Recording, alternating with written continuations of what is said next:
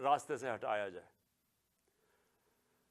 تو میرے پاکستانیوں، آج جو ہمارا ملک جس طرف کھڑا ہے، میں آپ کو صرف آخر میں 2-3 چیزیں بتانا چاہتا ہوں۔ ایک کہ معیشت جدھر کھڑی ہے، پاکستان کی ایکسپورٹس گر رہی ہیں، ہمارے دور میں ریکارڈ تھی۔ پاکستان جو باہر سے پیسے ڈالرز بھیجتے تھے، ریمیٹنسز بیرون ملک پاکستانی، وہ گر رہے ہیں۔ پاکستان کی جو ٹیکس کلیکشن ہے وہ کم ہوتی جا رہی ہے، جو ریکارڈ تھی ہمارے دور میں۔ پاکستان کی انڈسٹری، اور انڈسٹری اٹھانا اتنے سالوں کے بعد ہماری انڈسٹری اوپر آ رہی تھی، اور یہ کرونا کے باوجود انڈسٹری اوپر آ رہی تھی۔ اصل تو نوکریاں انڈسٹری دیتی ہے، اصل تو ایک قوم کی دولت کے اندر اضافہ انڈسٹریز دیتی ہیں۔ اصل ہماری جو ایکسپورٹس بڑی ہیں وہ ٹیکسٹائل انڈسٹری کی وجہ سے بڑی ہے، تو ہماری انڈسٹری بڑھ رہی تھی۔ آج ہماری انڈسٹری زیرو سے نیچے چلی گئی ہے۔ آج فیکٹریاں بند ہو رہی ہیں، آج مزدور بے روزگار ہو رہے ہیں۔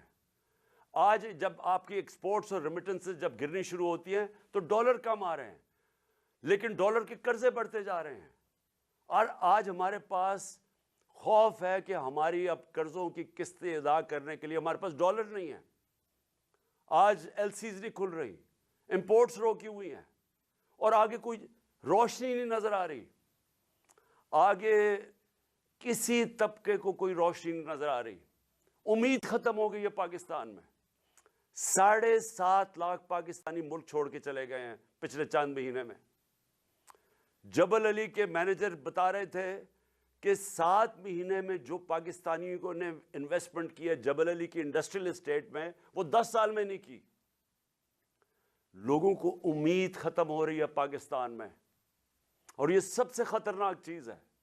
ایک جب قوم میں امید ختم ہو جائے تو وہ پھر پھٹتی ہے قوم، اور یہ کیونکہ سارے تو نہیں باہر جا سکتے۔ تو مجھے جو اس وقت، میں اپنی ساری جو پھر سے میں بات کرتا ہوں، میں سارے اداروں سے بات کر رہا ہوں، ہر طبقے سے بات کر رہا ہوں، مجھے جو اس وقت کہنا ہے وہ یہ کہ دیکھیں،